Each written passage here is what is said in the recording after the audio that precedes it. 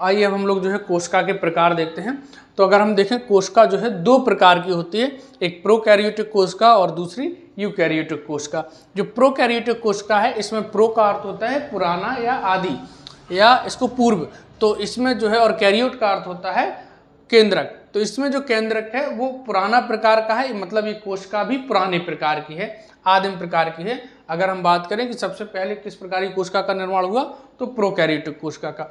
उसके बाद जो हम लोग देखते हैं कि इसी कोशिका का जो है डेवलपमेंट होकर के यही कोशिका विकसित होकर के यूकैरियोटिक कोशिका में परिवर्तित जो है हुई आगे के समय में, और इसमें जो है नए प्रकार का केंद्रक पाया जाता है, जो है इसकी यहाँ यू का अर्थ होता है नया और कैरियोट का अर्थ होता है केंद्रक। ठीक है, तो यहाँ पर नए प्रकार का केंद्रक जो है पाया जाता है, मॉडिफाइड केंद्रक पाया जाता है, विकसित केंद्रक पाया जाता है।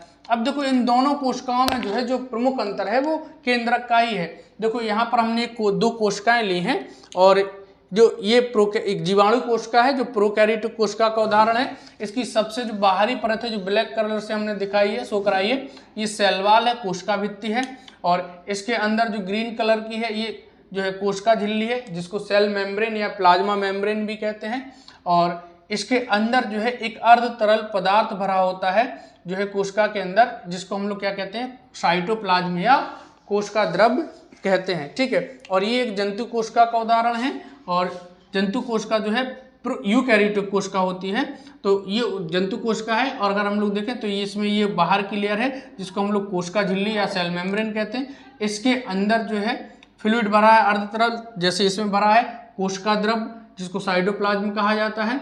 और यहाँ पर जो है और विभिन्न प्रकार के सेल ऑर्गन्स भी उपस्थित होते हैं, और ये बीच में जो दिखाई दे रहा है ये केंद्रक है, और एक केंद्रक जो है एक केंद्रक झिल्ली से में क्या होता है, पैक होता है, न्यूक्लियर एनवेलप में जो है क्या होता है, ये जो है पैक होता है। तो अगर हम देखें तो ये जो प्रोकैरियोटिक कोशिका होती है इसमें जो है केंद्रक किसी भी झिल्ली से घिरा नहीं होता है। ठीक है, तो ध्यान रखना है कि प्रोकैरियोटिक कोशिका में विकसित केंद्रक नहीं पाया जाता है, क्योंकि वो क्या है, वो किसी केंद्रक झिल्ली से नहीं घिरा है, और उसमें जो है और भी अन्य केंद्रक से संबंधित कुछ चीजें उपस्थित नहीं होती हैं। जैसे अगर हम देखें तो इसमें जो प्रोकैरियोटिक कोशिका है इसमें क्या है कि केंद्रक झिल्ली या कहें न्यूक्लियर मेम्ब्रेन, केंद्रक झिल्ली नहीं होती है।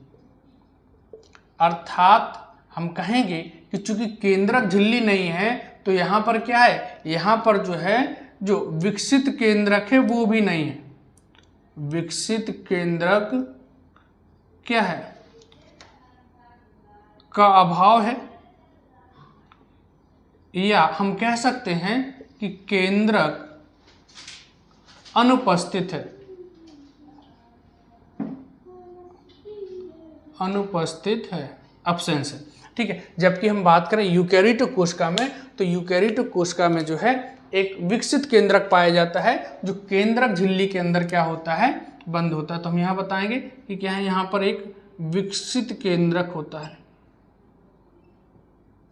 यहाँ केंद्रक होता है, सुविकसित केंद्रक होता है, पहली चीज। दूसरी चीज अगर हम देखें, चूंकि यहाँ पर विकसित केंद्रक अनुपस्थित होता है या केंद्रक झिल्ली नहीं होती है, इसलिए जो केंद्रक पदार्थ हैं जैसे कि क्रोमोसोम, जो क्या है, क्रोमोसोम जो है एक आनुवांशिक पदार्थ है जो डीएनए से बना होता है, और यही डीएनए जो है क्या करते हैं, आनुवांशिक लक्षणों को, मनुष्य या किसी भी जीव जंतु की जो है शारीरिक बनावट कैसी होगी, उसके लक्षण क्या होंगे, इन सारी चीज़ों की जानकारी किनके पास होती है, इन्हीं क्रोमोसोम में उपस्थित जो डीएनए होते हैं उन्हीं के पास होती है।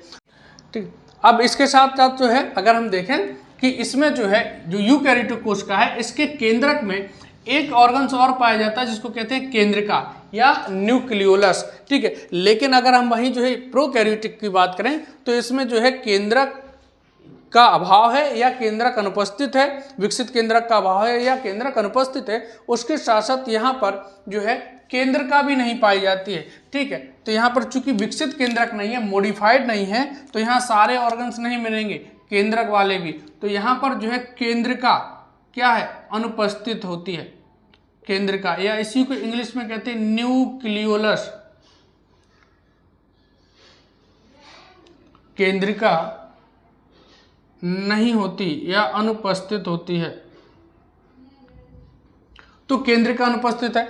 अगर हम बात करें जो है यूकैरियोटिक में, तो यूकैरियोटिक में क्या होती है, केंद्रिका उपस्थित होती है या पाई जाती है, ठीक है। जबकि अगर हम बात करते हैं यूकैरियोटिक में तो इसमें कोशिका पाई जाती है। अब देखो, चूंकि जो है प्रोकैरियोटिक कोशिका में केंद्रक झिल्ली नहीं होती है, इसलिए जो केंद्रक पदार्थ होते हैं जैसे कि क्रोमोसोम, ठीक है, जो कि एक आनुवांशिक पदार्थ है, वो क्या है, वो कोशिका द्रव्य में जो है फैले हुए रहते हैं।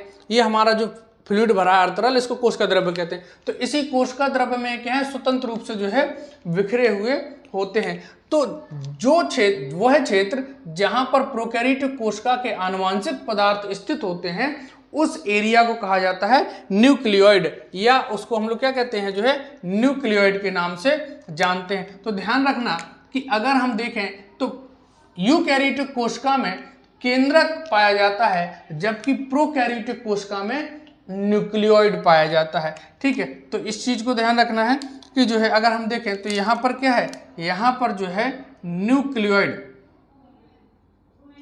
क्या है, न्यूक्लियोइड क्या है,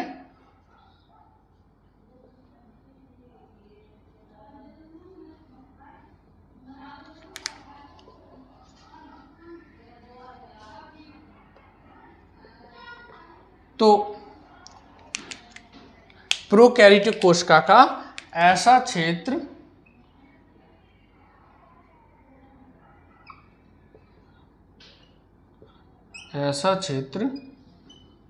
जहां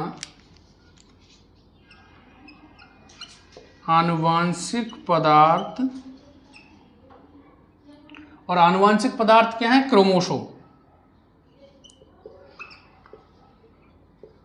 क्रोमोसोम स्थित होते हैं, ठीक है।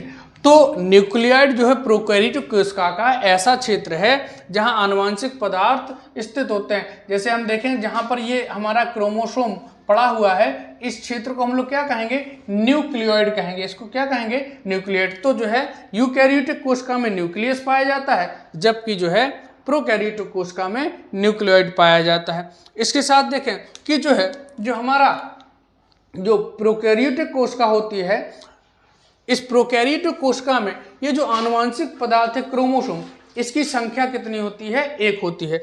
तो यहाँ पर जो है जो क्रोमोसोम पाए जाते हैं, तो यहाँ पर एक क्रोमोसोम पाया जाता है, एक क्रोमोसोम पाया जाता है। और यह क्रोमोसोम जो है क्या होता है, यह क्रोमोसोम जो है एक डीएनए, एक वृत्ताकार डीएनए अणु के रूप में क्या होता है, स्थित होता है। एक वृत्ताकार सर्कुलर डीएनए है, कैसा है, सर्कुलर। तो वृत्ताकार डीएनए अणु के रूप में, ठीक है। तो ये क्या है, ये दिख रहा है सर्कुलर है। तो सर्कुलर डीएनए अणु के रूप में क्या होता है, वृत्ताकार डीएनए के अणु के रूप में एक क्रोमोसोम पाया जाता है। जबकि अगर हम वहीं बात करें यूकैरियोटिक कोशिका की, तो यूकैरियोटिक कोशिका में जो है क्या होते हैं, एक से अधिक क्रोमोसोम पाए जाते हैं। यहाँ जो है एक से अधिक क्रोमोसोम पाए जाते हैं, एक से अधिक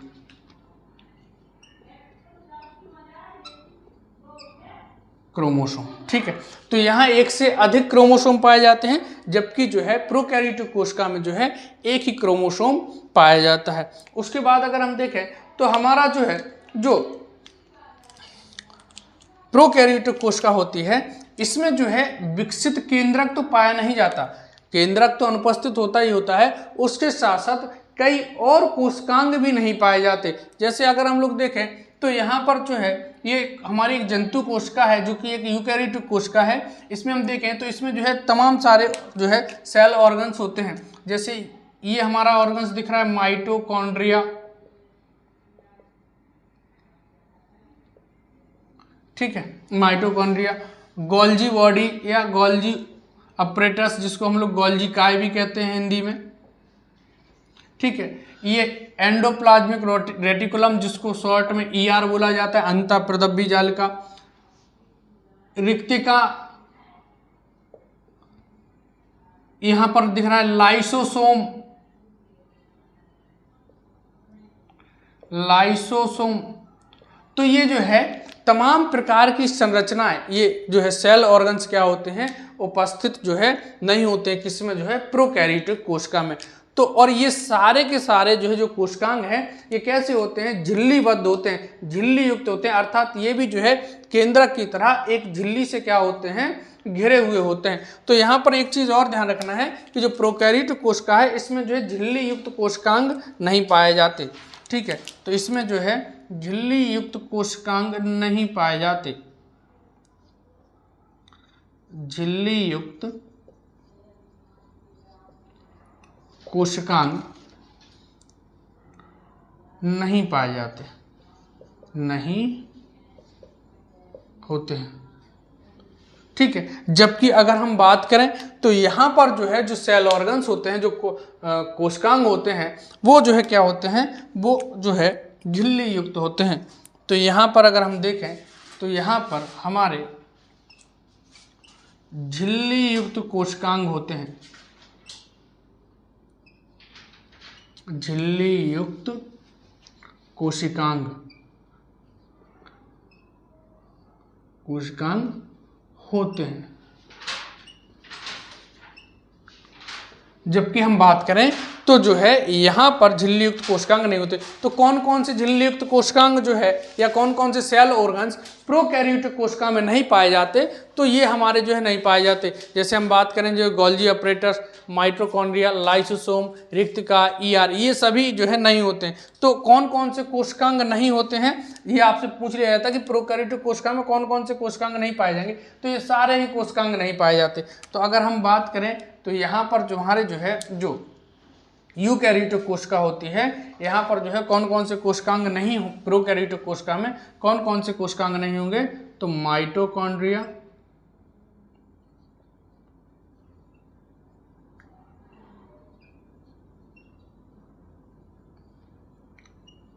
ईआर, एंडोप्लाज्मिक रेटिकुलम या अंतःप्रदब्बी जालिका, गोल्जी काय,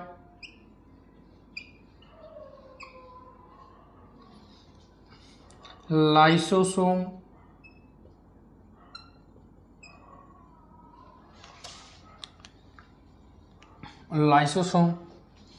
रिक्तिका जिसको हम लोग रसधानी या इंग्लिश में वैक्यूल भी कहते हैं, रिक्तिका। ठीक है, लवक जो कि पादप कोशिका में पाए जाते हैं। ठीक है, तो लवक आदि।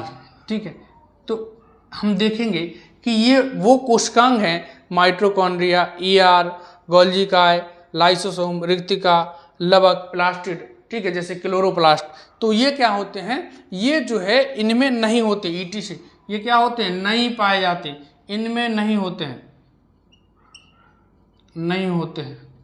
ठीक है, जबकि हम बात करेंगे कि जो है ये झिल्ली युक्त सभी कोशिकांग, ये सारे कोशिकांग कैसे हैं, एक झिल्ली में पैक हैं, और ये सभी झिल्ली युक्त कोशिकांग माइटोकॉन्ड्रिया, ईआर, गोल्जी काय, लाइसोसोम, रिक्तिका, ये सभी लवक, प्लास्टिड, ये सब क्या होंगे, जब हम प्लांट सेल को देखेंगे तो उसमें जो है क्या होंगे, हमको प्लास्टिड भी दिखाई देंगे। ठीक है, तो लवक जिनको बोलते हैं, तो वो क्या है, हमको जो है यहाँ पर ये सारे कोशिकांग क्या होते हैं, पाए जाते हैं। तो हम यहाँ पर जो है कहेंगे कि यहाँ पर ये सारे कोशिकांग क्या होते हैं, उपस्थित होते हैं।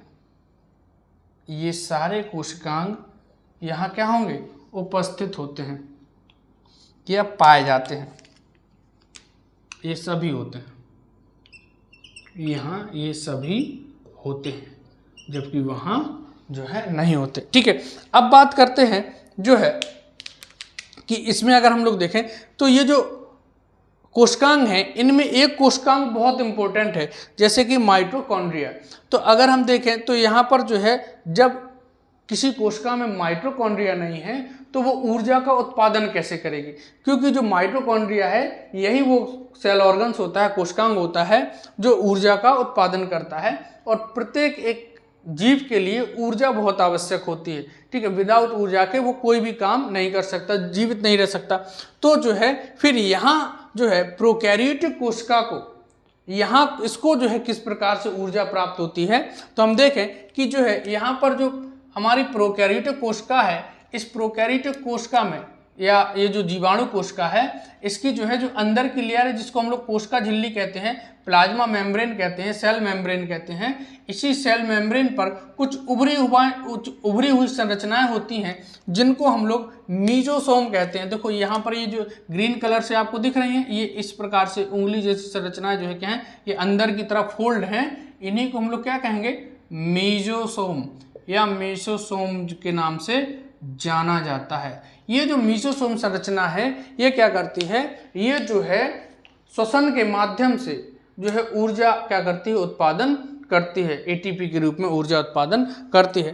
तो जो है जिस प्रकार से जो है यूकेरियोटिक कोशिका में माइटोकॉन्ड्रिया होता है, जिस प्रकार से यूकेरियोटिक कोशिका में माइटोकॉन्ड्रिया क्या करता है, ऊर्जा का उत्पादन करता है, उसी प्रकार से प्रोकैरियोटिक कोशिका में मीजोसोम होता है जो क्या करता है, ऊर्जा उत्पादन का काम करता है या श्वसन का कार्य करता है। ठीक है, जिसके माध्यम से हमको ऊर्जा एटीपी के रूप में प्राप्त होती है। ठीक है, तो ये जो है मीजोसोम और माइटोकॉन्ड्रिया ये क्या है, एक जैसा ही वर्क करने वाले हैं। तो ऐसा क्वेश्चन आपसे पूछ लिया जाता है एग्जाम में कि बताइए कि वह कौन सा कोशिकांग है, यूकेरियोटिक कोशिका का कौन सा कोशिकांग है जो प्रोकैरियोटिक कोशिका के समान है, तो वो कौन सा हो जाएगा, मीजोसोम।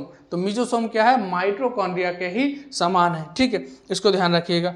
ठीक है, तो यहाँ पर जो है अगर हम बात करें तो मीजोसोम को थोड़ा सा और जान लेते हैं, ये और भी कई कार्य करता है। तो मीजोसोम की अगर हम बात करें तो यहाँ पर मीजोसोम और क्या करता है, पहला काम तो क्या हो जाएगा मीजोसोम का कि ये ऊर्जा उत्पादन का कार्य करता है। किसके माध्यम से, तो श्वसन के माध्यम से ऊर्जा उत्पादन कैसे करता है, तो श्वसन द्वारा, या हम कह देंगे कोशिकीय श्वसन। श्वसन जो है क्या है, उसके साथ साथ जो है ये जो मीजोसोम होती है ये जो है बाहर ये जो कोशिका भित्ति दिख रही है बैक्टीरिया के बाहर, ये जो सेल वॉल दिख रही है सबसे आउटर लेयर, इसको भी बनाता है। ये क्या करता है, तो कोशिका भित्ति का संश्लेषण भी इसके माध्यम से किया जाता है। मीजोसोम ये भी करते हैं, तो कोशिका भित्ति का संश्लेषण करते हैं, सिंथेसिस।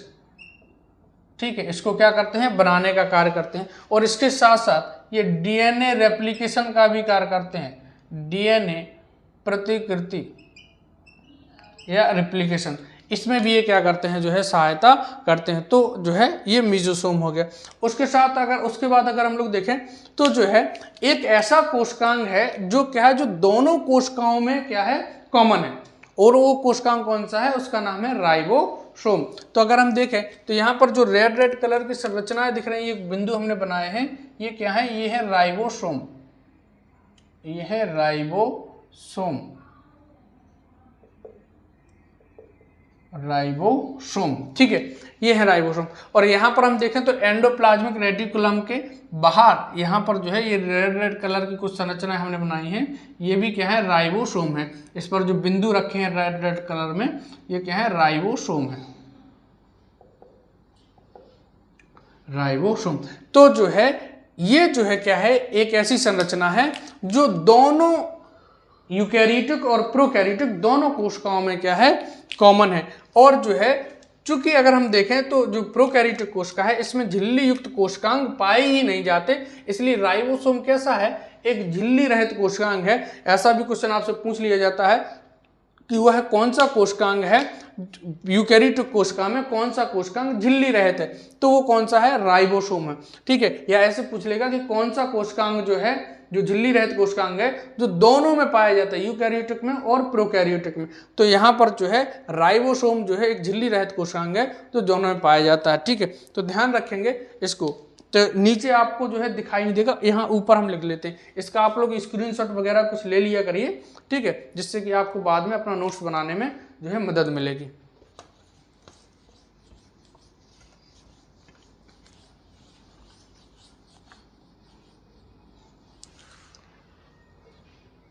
ठीक है, तो अगर हम देखें तो यहाँ जो है जो राइबोसोम पाया जाता है वो 70S प्रकार का राइबोसोम है, 70S प्रकार का राइबोसोम। ठीक है, और जबकि हम देखें यहाँ जो राइबोसोम पाया जाता है वो 80S प्रकार का राइबोसोम पाया जाता है। ठीक है, क्या होते हैं 80S और क्या होते हैं 70S, इसको हम लोग जो है अभी आगे जब क्लास में जो है सेल ऑर्गन्स पढ़ेंगे तब उसको जानेंगे। ठीक है, तो 70S और 80S प्रकार का राइबोसोम क्या होता है। तो ये दोनों ही कैसे हैं, झिल्ली रहित हैं, ध्यान रखिएगा, झिल्ली रहित, झिल्ली रहित, यहाँ पर भी ये कैसा है, झिल्ली रहित। तो ये आपका क्वेश्चन जो है एग्जाम में बन जाता है कि जो है कौन सा कोशिकांग जो है जो झिल्ली रहित है और दोनों में उपस्थित है। ठीक है, तो वो जो है राइबोसोम है। बस डिफरेंस क्या है कि जो प्रोकैरियोटिक कोशिका है उसमें 70S प्रकार का राइबोसोम पाया जाता है और जो है यूकैरियोटिक कोशिका में 80S प्रकार का राइबोसोम उपस्थित होता है। ये इसमें क्या होता है, जो है मूल अंतर होता है। अब देखो, अगर हम देखें इसके एग्जाम्पल जो है, अगर एग्जाम्पल की हम बात करें कि प्रोकैरियोटिक में कौन कौन से जीव रखे जाते हैं, तो प्रोकैरियोटिक कोशिका में एक तो चीज ध्यान रखिएगा कि जो प्रोकैरियोटिक कोशिका में जितने भी जीव आते हैं वो सभी जीव कैसे हैं, एक कोशिकीय जीव हैं। ठीक है, किस प्रकार के हैं, एक कोशिकीय जीव हैं। तो एक तो ध्यान रखना कि प्रोकैरियोटिक कोशिका में जो है जो जीव आते हैं वो सभी कैसे हैं, एक कोशिकीय जीव हैं, एक कोशिकीय। तो एक कोशिकीय जीव आते हैं इसके अंतर्गत। ठीक है, यूनिसेलुलर, जिसको हम लोग कहते हैं यूनिसेलुलर, एक कोशिकीय जीव। तो एक कोशिकीय जीव ये भी किसके हैं, तो मोनेरा किंगडम के, मोनेरा जगत के जो है आते हैं। तो यहाँ पर ध्यान रखना कि जो है मोनेरा जगत के जो है जो भी जीव हैं वो सभी जो है मोनेरा किंगडम के जीव, सभी जीव जो है प्रोकैरियोटिक कोशिका के ही उदाहरण है। और मोनेरा जगत में कौन आते हैं, तो ध्यान रखना इसमें मोनेरा जगत में जो है जो जीव आते हैं वो कौन कौन से हैं आपके मोनेरा जगत के अंतर्गत जो आते हैं, जैसे जीवाणु, जिसको हम लोग बैक्टीरिया कहते हैं, साइनोबैक्टीरिया जिसको नील हरित शैवाल कहा जाता है, नील हरित शैवाल या साइनोबैक्टीरिया,